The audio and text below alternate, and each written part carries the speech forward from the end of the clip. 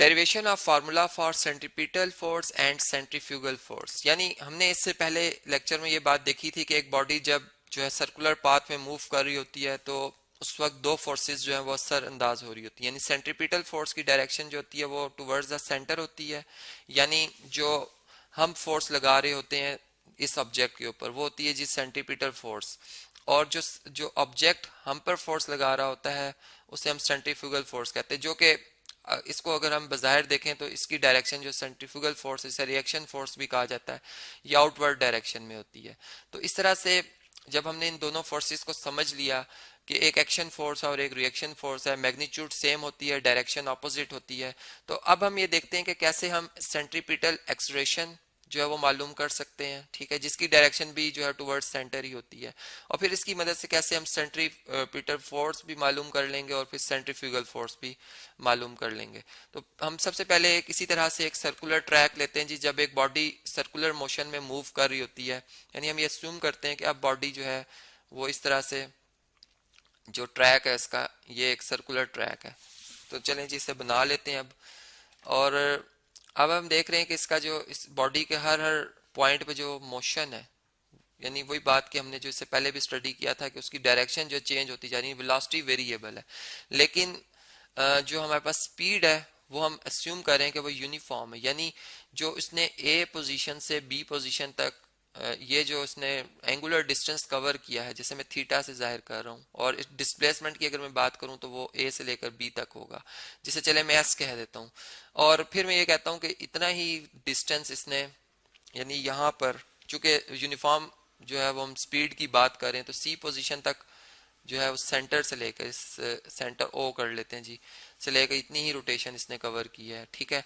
और इतना ही फिर अगेन ये जो डिस्टेंस इसने एंगुलर डिस्टेंस कवर किया हुआ वो एस है, जिसको मैं थीटा भी कह सकता हूँ यहाँ पर, चूंकि रेडियंस में हम बात कर रहे हैं। तो अब यहाँ पे अगर हम देखें तो ये तो हो गया जी डिस्टेंस यहाँ पर इस तरह से, ठीक है। यानी अगर डिस्प्लेसमेंट की बात कर लें तो वो हमारे पास फिर वो ये बन जाएगा, जिसे मैं अगर डी से जाहिर कर दूं, ठीक है। तो अब अगर हम इन दो ट्राइंगल्स के हवाले से देखें तो इस बॉडी के जो ये आर है ये भी रेडियस है, ये भी रेडियस है, यानी एक ट्राइंगल हमें बनती हुई नजर आ रही है, जो कि इसको अगर मैं अलग से बना लूं तो ये ट्राइंगल कुछ हमारे पास इस तरह से बन रही है। यानी ये ए पॉइंट है हमारा, ये ओ पॉइंट है, और ये जो है इसे मैं कह रहा हूँ कि ये डी है, डिस्प्लेसमेंट है, ठीक है। ये आर वेक्टर है, ये आर है रेडियस के हवाले से। और अगर मैं वेक्टर के हवाले से बात करूंगा तो ये इस तरह से होगा, बल्कि यहाँ पर अभी चूंकि हम चले डी चूंकि एक डिस्प्लेसमेंट था इसलिए मैंने वेक्टर शो किया था इसे। तो चले अगर यहाँ तक हमने बात समझ ली है तो इसके बाद अगर हम देखते हैं कि ये हमारे पास जी बी पॉइंट है। अब अगर हम इनकी डायरेक्शन देखें तो हमने ये बात समझी थी कि जो इनर्शिया की डायरेक्शन होती है वो tangent to the circular path होती है। यानी अगर ए पॉइंट पर अगर हम देखें तो इस वक्त जो वेलोसिटी की डायरेक्शन है वो इस तरह से होगी, ठीक है। इसको मैं v1 कह देता हूँ। और अगर इसके वेरी नेक्स्ट मोमेंट यहाँ पर हम बात करें, ठीक है, तो इसकी डायरेक्शन इस तरह से हो जाएगी। और जो कि हमने देखा था कि एक्सीलरेशन जो इससे जब हम रिजल्टेंट लिया था हमने, तो हमारे पास जो एक्सीलरेशन की डायरेक्शन आई थी वो इस तरह से टुवर्ड्स द सेंटर ही आई थी। यानी ये हमारे पास एक्सप्रेशन की डायरेक्शन जो कि टुवर्ड्स द सेंटर बनती है, ये तो हमने बात समझ ली थी।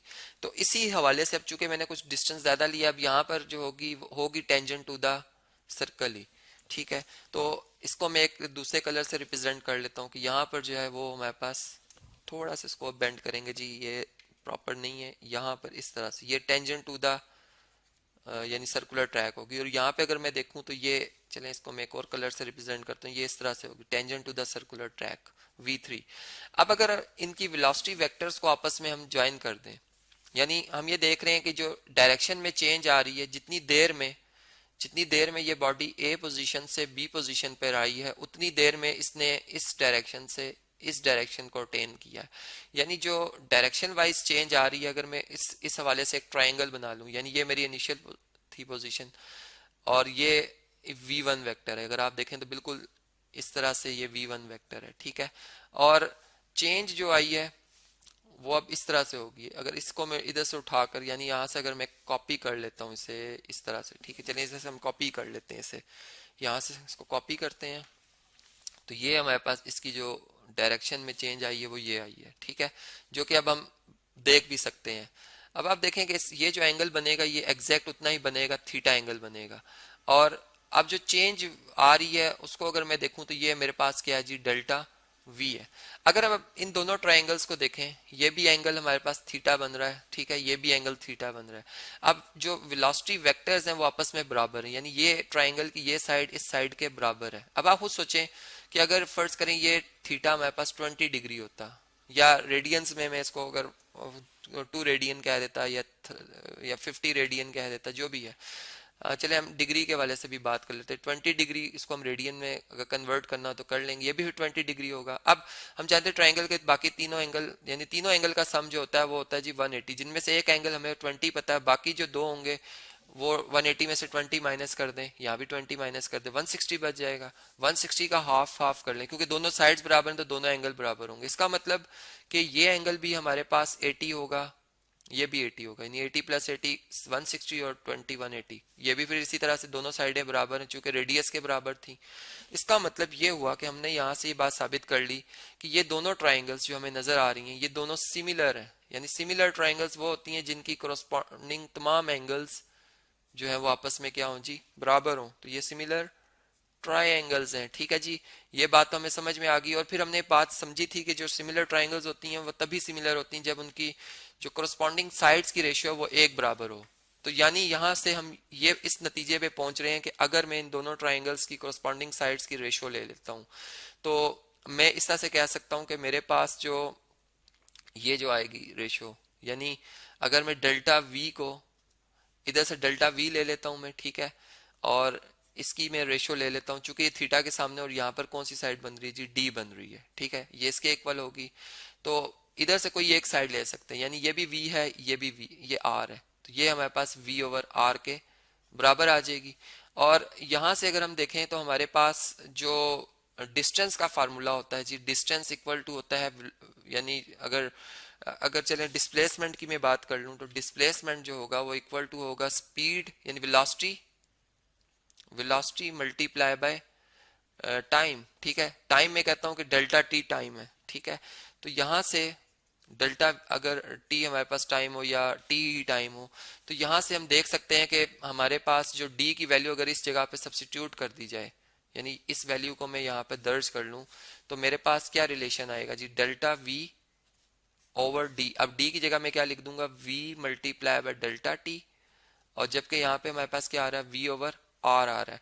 तो यहाँ से अगर v को इधर शिफ्ट कर दिया जाए तो हम ये देख रहे हैं कि delta v over delta T, change in velocity small change in time जो है वो इक्वल टू है v स्क्वायर ओवर आर के। यानी यहाँ पे ये अस्यूम किया गया है कि ये जो मैंने आपको कहा था कि डिस्प्लेसमेंट, लेकिन मैं इसको डिस्टेंस के तौर पे भी लिख सकता हूँ। तो यहाँ पर अगर हम डिस्टेंस ही की बात कर रहे हो तो ये डी लिख दें, एस लिख दें, चूंकि हम वेलोसिटी में अभी फिलहाल डायरेक्शन की फिलहाल बात नहीं कर रहे, तो हम स्पीड की बात कर रहे हैं। तो स्पीड जो है एक स्केलर क्वांटिटी, इसलिए ये हमारे पास जो डिस्टेंस आएगा वो डिस्प्लेसमेंट जो है वो डिस्टेंस ही आएगा, ठीक है। तो ये अस्यूम मैंने यहाँ पर किया इस तरह से। तो ये आप देख सकते हैं ये तो हमारे पास एक्सेलरेशन है, यानी सेंट्रीपिटल एक्सेलरेशन जिसकी जो मैंने बात की थी कि टुवर्ड्स द सेंटर जो है इसकी डायरेक्शन बनती है, ये इक्वल टू आ गया है वी स्क्वायर ओवर आर के। तो ये हमारे पास एक रिलेशन आ गया सेंट्रीपिटल एक्सेलरेशन का, और इसी की मदद से हम जानते हैं न्यूटन सेकंड लॉ के मुताबिक जो सेंट्रीपिटल फोर्स है वो जो एक्सेलरेशन प्रोड्यूस कर रही है, और उनमें जो रिलेशन होता है वो मास टाइम, बॉडी के मास टाइम ऑफ जो है वो एक्सेलरेशन के होता है। तो यहाँ से अगर हम m की वैल्यू सब्सिट्यूट कर लें, m और a की जगह सॉरी ए सी की जगह जो सेंटीपिटल एक्सेलरेशन है वो वी स्क्वायर ओवर आर, तो ये मेरे पास सेंटीपिटल फोर्स क्या फार्मूला आ जाएगा जिससे मैं सेंटीपिटल फोर्स मालूम कर सकता हूँ। सेंटीफ्यूगल फोर्स की मैग्नीट्यूड जो है सेंटीपिटल फोर्स की मैग्नीट्यूड के बराबर होती है, लेकिन डायरेक्शन चूंकि हम डायरेक्शन की वजह से नेगेटिव साइन पुट कर रहे हैं तो ये आ जाएगी minus m v square over r. तो यहाँ से हमने देखा कि कैसे हमने जो है एक बॉडी जो कि एक सर्कुलर ट्रैक में जब मूव कर रही होती है तो उसके सेंट्रीपिटल फोर्स, तो उसकी सेंटीपिटल एक्सेलरेशन क्या होगी, उसकी मैग्नीट्यूड सेंटीपिटल फोर्स की क्या मैग्नीट्यूड होगी और सेंट्रीफ्यूगल फोर्स की क्या मैग्नीट्यूड होगी। और यहाँ पर चूंकि डायरेक्शन के हवाले से मैंने नेगेटिव साइन पुट कर दिया ताकि आपको ये बात याद रहे, ये दोनों फोर्सेस एक दूसरे के ऑपोजिट डायरेक्शन में होती हैं।